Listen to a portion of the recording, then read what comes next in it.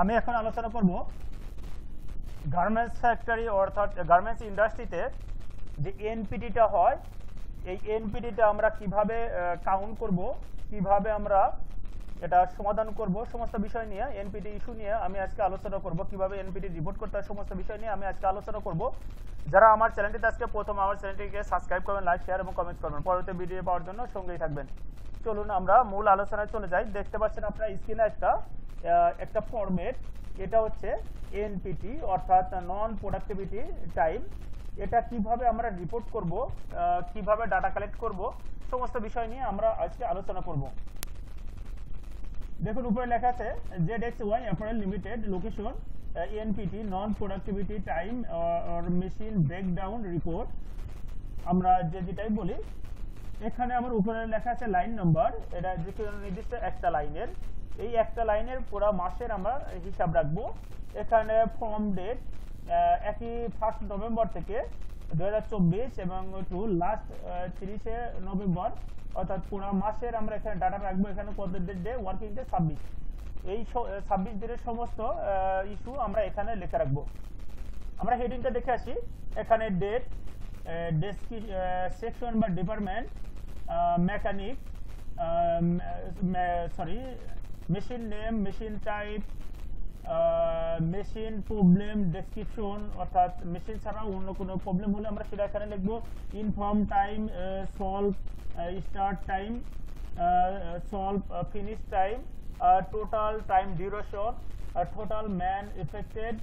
total man affected time, IE signature, responsible signature, lines of signature, remarks। এখন আমরা দুইটা criteria এখানে দেখাবো। একটা হলো মেশিন, 2/11/2024 মেকানিক ইস্যু ছিল ডিপার্টমেন্টের। Machine single needle lock stitch অর্থাৎ প্লেন মেশিন, মেশিন নাম্বার 5517। মেশিনে কি ইস্যু ছিল সেটা হলো নিডেল থ্রেড কাট অর্থাৎ নিডেলের সুতা কাটে। এই ইস্যুটা আমরা মেকানিক্সকে ইনফর্ম করেছিলাম অর্থাৎ জানিয়েছিলাম 10:30-এ। সলভ স্টার্ট টাইম, মেকানিক্স আসছে সলভ করতে 10:35-এ। সলভ ফিনিশ টাইম, শেষ করেছে সে 11টাতে। তার 30 মিনিট টোটাল ইফেক্টেড, কিন্তু এই 30 মিনিট কাজ করতে গিয়ে টোটাল আমার 5টা অপারেটর আইডেল হয়ে গেছে, অর্থাৎ ওই 5টা অপারেটরের কোনো কাজ ছিল না। তাহলে সেক্ষেত্রে আমার এই 5 × 30 তাহলে কত, 150 হবে। এই 150 মিনিট টোটাল আমার লস টাইম। এখানে আই সিগনেচার করবে, রেসপন্সিবল অর্থাৎ মেকানিক সিগনেচার করবে, লাইন্সের সিগনেচার করবে, রিমার্কসে কোনো কিছু থাকলে সেটা এখানে লেখা থাকবে। আমার দ্বিতীয় যে ক্রাইটেরিয়াটা আছে আমরা দেখে আসি, এটা কাটিং সেকশনের।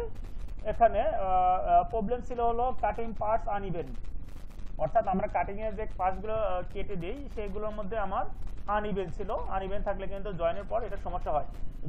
এটা সমস্যা হয়েছিল 2:05-এ সলভ করতে এসেছে এবং 2:15-তে সলভ হয়েছে, অর্থাৎ 15 মিনিট টোটাল ইফেক্টেড ছিল, কিন্তু 2টা অপারেটর এর মধ্যেই বসে গেছে। এই 15 মিনিটের তার 2টা অপারেটর লস টাইম হচ্ছে 30 মিনিট। এভাবে আমরা এনপিটিটা কাউন্ট করব। সেটা হোয়াট এভার মেকানিক্স হতে পারে, কাটিং হতে পারে, কোয়ালিটি ইস্যুস হতে পারে, সাপ্লাই চেইনের স্টোরে হতে পারে, অর্থাৎ ডিসিশন মেকিং এর কোনো প্রবলেম হতে পারে। যেটাই হোক না কেন আমরা এভাবে লিখে রাখবো এবং আমরা সমস্ত বিষয় কয়েকটা ক্রাইটেরিয়াতে মেকানিক, কাটিং, সমস্ত ইস্যুগুলো আমরা একত্রে করে সেকশন ওয়াইজ আমরা একটা রিপোর্ট করব। কোন সেকশনে কত মিনিট আমরা লস করেছি, লস টাইম আমরা ইউজ করেছি, এই সমস্ত ইস্যু মাস শেষে আমরা হিসাব করে দিব যে আমরা এই মেশে টোটাল আমার লস টাইম এত, কাটিংয়ে এত, মেকানিক্স এত, কোয়ালিটির এত, আমরা স্টোরের এত, অর্থাৎ মেকানিক মার্চেন্ডাইজিং এর সমস্যা এত, সমস্ত ইস্যু আমরা সামারি করে আমরা ম্যানেজমেন্টকে সাবমিট করব। আমার এত লস টাইম হয়েছে। এই লস টাইম যত কমানো যাবে তত প্রোডাক্টিভিটি বৃদ্ধি পাবে। অর্থাৎ আমরা মেকানিক্সের ক্রাইটেরিয়া দিয়ে দেবো। আমার প্লেন মেশিনে হয়তো 10 মিনিট ঊর্ধ্বে গেলে বা 15 মিনিটের ঊর্ধ্বে গেলে তারা বিকল্প মেশিন এখানে সেট করে দিবে, অর্থাৎ এখানে এই মেশিনটা রেডি রাখবে, স্পেয়ার মেশিনগুলো রাখবে প্লেন মেশিন, খালি গাইডটা চেঞ্জ করে আপনারা ওখানে সেট করে দিতে পারো 15 মিনিট বা 10 মিনিটের ঊর্ধ্বে গেলে। এবার আসছে আমরা ক্রিটিক্যাল মেশিনগুলো, Kansai, feed of the arm, eyelet, bartack, এই মেশিনগুলো কিন্তু নর্মালি আমার একটু টু নিডেল মেশিন, এগুলোতে টাইম লাগে বেশি।